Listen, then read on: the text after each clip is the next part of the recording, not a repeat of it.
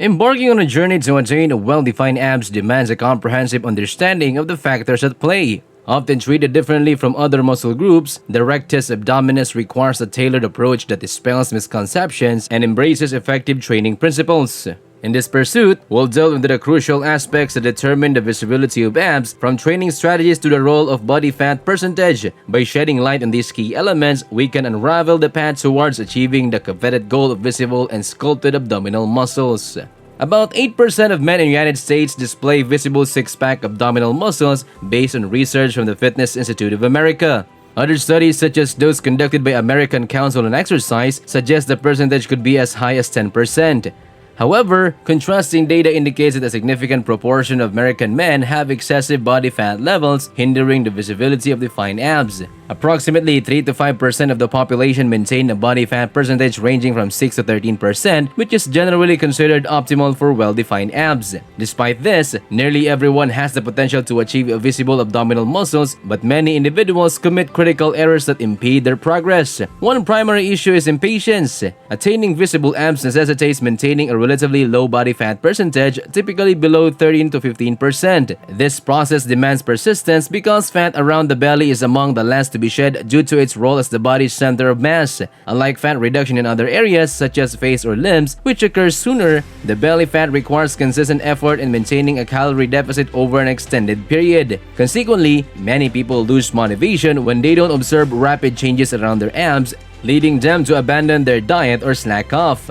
The key is unwavering commitment to a calorie deficit with a diet comprising healthy foods until the body fat percentage reaches the desired level. Another significant challenge is failing to adjust the diet plan as fat is lost and leanness increases. Typically, people calculate their initial calorie deficit as the outset of their diet journey. However, as fat loss progresses, various factors change. Surprisingly, carrying more body fat can actually elevate the resting metabolic rate. Losing fat might also result in some muscle loss in a phenomenon known as adaptive thermogenesis, which slows the resting metabolic rate. Eventually, fat loss plateaus are inevitable. When this occurs, adjustments to calorie and macronutrient intake are necessary to continue burning fat. Merely relying on a calorie calculator's estimate can be misleading. If fat loss stagnates despite a calculated deficit, it's essential to reassess and possibly reduce calorie intake by another 200 to 300 calories daily until progress resumes.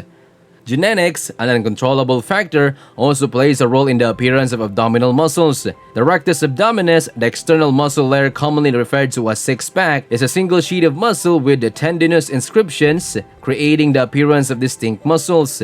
Genetics dictate the number, thickness, size, and arrangement of these tendinous inscriptions. Consequently, some individuals may naturally lack the appearance of a traditional six-pack due to genetic variations. Nevertheless, the goal shouldn't be to achieve a specific number of visible muscle blocks, but rather to attain a low enough body fat percentage to reveal lean abs.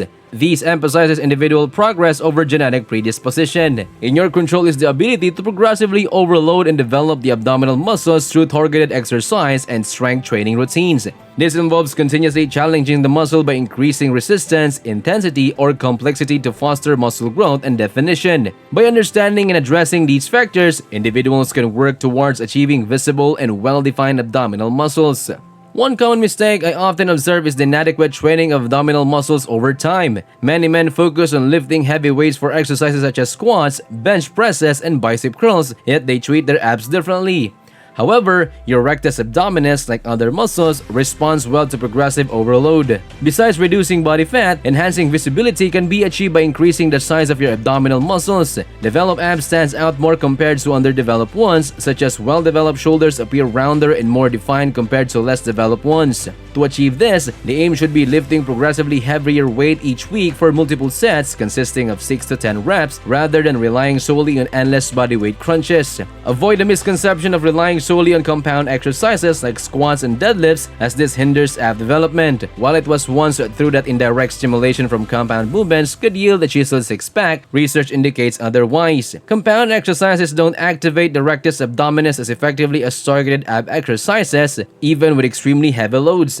Therefore, prioritize exercises that specifically target the abs, such as weighted decline sit-ups, weighted leg raises with pull-ups, and weighted crunches. Focus on gradually increasing the weight you use in these exercises over time. It's important to incorporate ab training into your routine at least twice a week, aiming for around 9 heavy weighted sets during each session. This is a key aspect many people tend to overlook. Merely adding a few crunches at the end of a workout hardly contributes to the necessary training volume. Muscle growth significantly depends on training volume, which combines the total sets, repetitions, and weight load use. Studies emphasize the effectiveness of training a muscle group more frequently, like twice a week, compared to just once.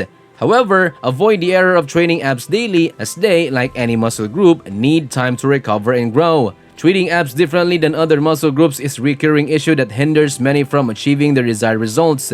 Much like we allow our shoulders, legs, and backs time to recover, it's essential to recognize that abs also need sufficient rest to grow effectively. While we commonly recommend 48 to 72-hour break between training the same muscles, some attempt to attain abs by engaging in daily bodyweight crunches. Just as it's unproductive to train shoulder daily, the same holds true for abs. A frequency of 2 to 3 focused ab workouts each week incorporating heavy weights proves more than adequate. Another obstacle in the pursuit of abs is the tendency to shy away from dynamic movements like crunches and sit-ups. Instead, individuals offer static or isometric ab exercises such as planks, often stemming from an unfounded fear of dynamic movements lead to lower back pain. However, this misconception has been debunked. Your rectus abdominis anatomically plays a crucial role in spinal flexion. Exercises like decline sit-ups and crunches involve alternating between spinal flexion and extension, a concentric phase, and an eccentric phase in the descent. While planks benefits deep stabilizing muscles like transverse abdominis, they are not the most effective for building the rectus abdominis.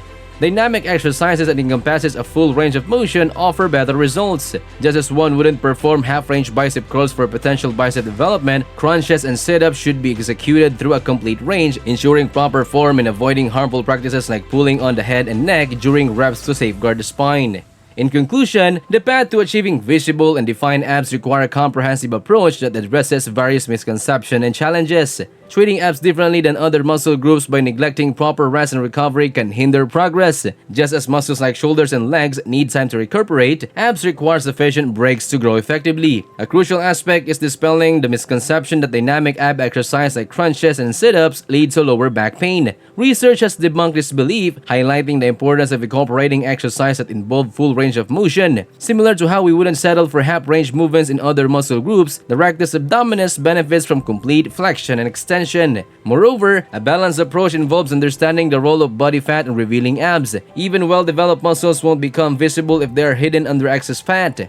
Aiming for a lower body fat percentage through a combination of proper diet, calorie deficit, and consistent exercise is pivotal. In essence, achieving visible abs necessitates a holistic approach that encompasses progressive overload, proper training frequency, debunking myths, and managing body fat levels. By addressing these factors, individuals can work towards their goal of revealing well-defined abdominal muscles.